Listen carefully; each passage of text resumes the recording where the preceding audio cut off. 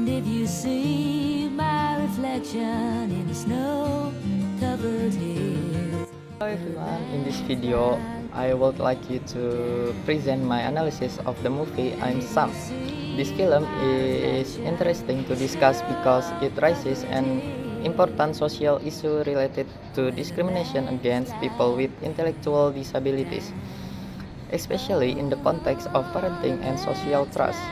Throughout this presentation, I will explain my personal response to the film, identify the main issue presented, and discuss three forms of discrimination shown in the movie using relevant academic theories.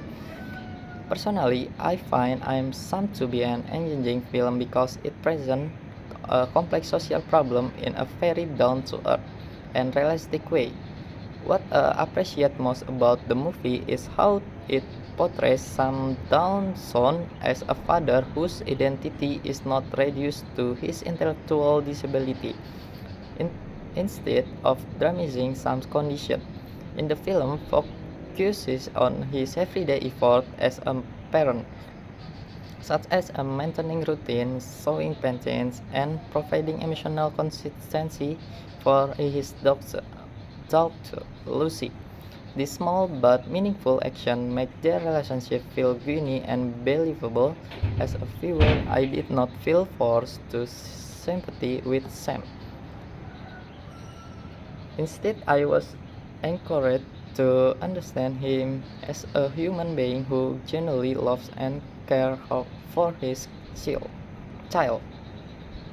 The dominant issue presented in I'm Sam is discrimination against individuals with intellectual disabilities, particularly in relation to parenting rights and social legitimacy. Throughout the film, Sam's ability to raise his daughter is constantly questioned by various institutions, including the legal system, schools, and social service. What is striking is that these doubts are not based on evidence of neglect or harm. Lucy is shown to be safe, loved, and emotionally supported. However, some is judged based on assumptions that link intelligence with competence and authority. As a result, Sam is evaluated based on what he likes rather than on how he actually performs his role as a father. The first form of discrimination is clearly shown in the legal context. During the court hearing, Sam's intellectual limitation become the primary reason for questioning his parental rights. The legal system placed strong emphasis on Sam's cognitive capacity while his emotional stability, long-term commitment, and relationship with Lucy receive very little attention. This situation reflects the social model of disability proposed by Oliver. According to this model, disability is not simply an individual condition, but a result of social structures that fail to accommodate differences. In some cases, the legal system applies rigid standards of intelligence that disadvantage him rather than adapting its evaluation to include emotional and relational aspects of parenting. The second form of discrimination appears in the educational setting when Lucy begins to academically outperform her father, teacher, and social worker. Interpret this gap as evidence that some will eventually limit Lucy's intellectual growth. This assumption reflects ableism, which is in which is an ideology that privileges certain cognitive abilities while devaluing others.